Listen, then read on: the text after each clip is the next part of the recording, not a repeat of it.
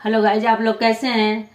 सभी को मेरा वंदन अभिनंदन बारंबार प्रणाम। हर हर महादेव, राधे कृष्णा, जय श्री राम। तो आप लोगों के लिए बहुत ही प्यारा सा एक रक्षाबंधन का गीत लाई हूँ। आप लोग के गीत कैसे लगेगा जरूर बताइएगा। और ये गीत जो है, एक बहन ससुराल में है, अपने भाई का इंतजार कर रही है, भाई नहीं आया तो सासू से कह रही है, माँ भैया को खबर पहुंचा दो और आ जाए, मैं राखी बांध दूं। मुझे बड़ी आस लगी है राखी की, साल भर में त्योहार आता है। तो देखिए सास क्या कह रही हैं, आप गीतों के माध्यम से सुने, फुल आवाज करके सुनिएगा, तभी पता चलता है गीत में क्या रस है। तो आप लोग जरूर सुनिएगा। सोहर थोड़ा खींच के आता, गला खराब हो रहा है, बड़ा खींचना पड़ता है सोहर गीत को। तो आप लोग सुनिए, गले पे मत जाइए, लाइनों को सुनिएगा, लाइन में क्या है। अंगना में बैठी है सासू तो बहुआया रज करई, बहुआया रज करई हो। सासू नैहर खब राजा नौत्यो बीरन, हमारा यौते बीरन, हमारा यौते हो। सासू नैहर खब राजा नौत्यो बीरन, हमारा यौते रखिया हम बांधित पियरिया लाई यौते हो।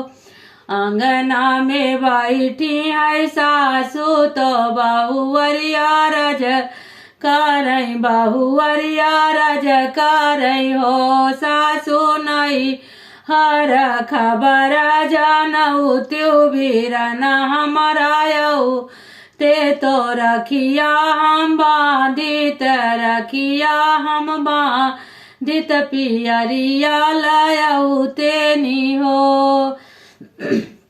यतनी बचन सुनई बहु हरि बिरही बोलिया बुअल, बिरही बोलिया बुअल हो। बहुअर तोरे बीरन है गरीब वा मिलन कैसे आई है, मिलन कैसे आई हाई हो। बहुअर तोरा बीरन है गरीब वा मिलन कैसे आई है।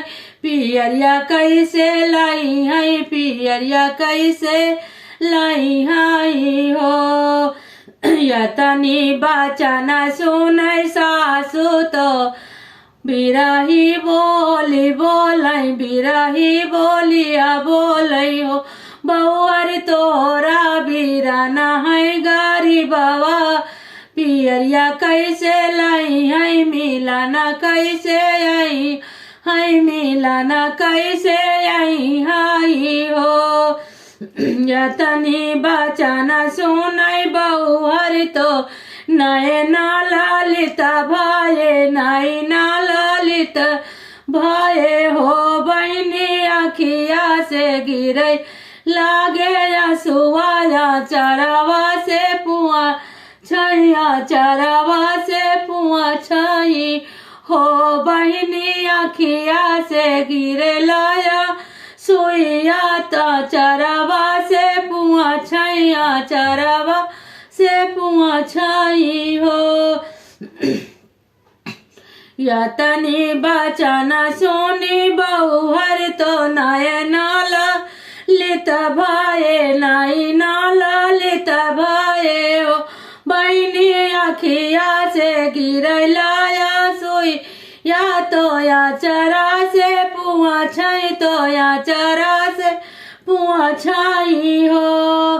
बीत गए दिन दोपहरिया साँझा वाके जुनिया, साँझा वाके जुनियाई हो। सखिया घोड़ावा पे होई के सवारवा, बीरन भैया आवई, बीरन भैया आवई हो। सखिया घोड़ावा पे होई के सवारवा, बीरन भैया बीरन भैया आवई हो। बीत गए दिन दोपहरिया साँझवा भाई जुनिया, साँझवा भाई जुनिया हो। बहनी घोड़ावा पे होई के सवारवा, बीरन भैया वही बीराना भैया आवई हो।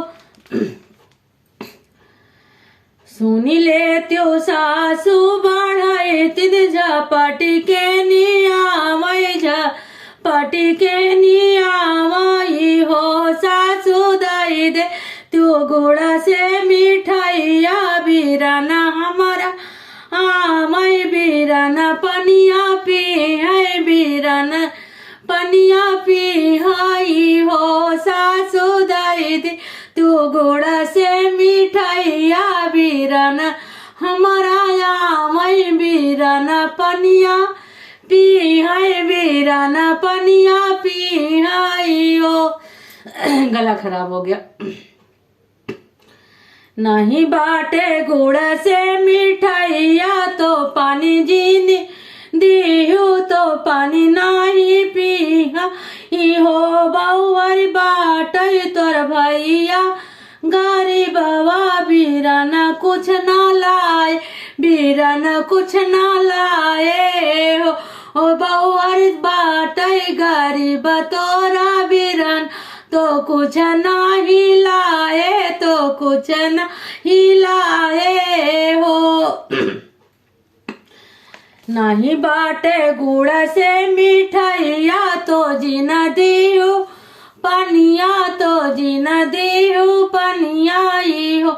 बउहर तोरा भैया बाटे गरीबवा तो कुछ नहीं लावा तो कुछ नहीं लावा हो।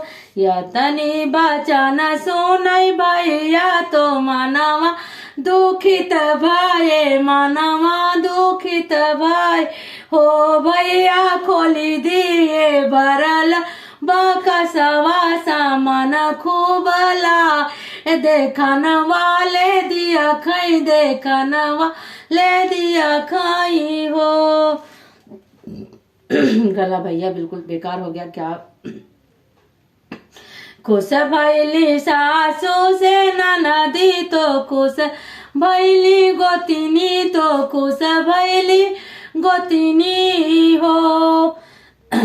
बहनी बोलाई टुअला मुहल्ला तो खूब बकसा खोलावई तो सामना देखाव तो सामना देखावई हो। बहनी तो खुश भाई दिया खेबी रनवा सामान नहीं चाहिए सामान नहीं दिया खाई हो। तो ये गीत आप लोग को कैसा लगा। बड़ा खींचना पड़ा, गला बिल्कुल बेकार हो गया। आप लोग कृपा दृष्टि बनाए रखना। कमेंट बॉक्स में जरूर बताइएगा। एक छोटा सा आप कमेंट करके अपने बहन का मनोबल जरूर बढ़ाइएगा। गीत कैसा लगा ये भी बताइएगा।